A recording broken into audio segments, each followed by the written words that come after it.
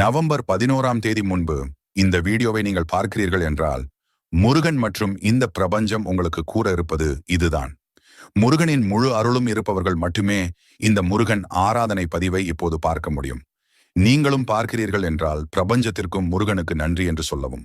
உங்களுக்கு வாழ்வில் எந்தவிதமான பிரச்சனைகள், கடன் தொல்லைகள், தொழிலில் நஷ்டங்கள், வேலை பிரச்சனை, புது வாகனம், வீடு வாங்க நினைப்பது, வாழ்வில் இருக்கும் தடைகள், காதல் பிரச்சனை, காதலித்தவர்களை கரம் பிடிப்பது என்று எதுவாக இருந்தாலும் சரி, நவம்பர் 11ஆம் தேதி அன்று ஏஞ்சல் நம்பர் என்று கூறப்படும் எண்ணினை நீங்கள் எதிர்ச்சியாக பார்த்தீர்கள் என்றால் அப்போது உங்களின் வேண்டுதல்கள் நடந்து முடிந்தது போல நினைத்துக் கொள்ளுங்கள்.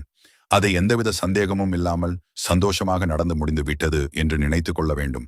ஏஞ்சல் நம்பர் என்பது 1111 என்ற எண்ணை. இதை நீங்கள் தற்செயலாக தான் பார்க்க வேண்டும். தற்செயலாக பார்த்தாலே உங்கள் மனதில் நினைப்பது நடக்கும். இதை நீங்கள் தற்செயலாக பார்ப்பது இல்லை,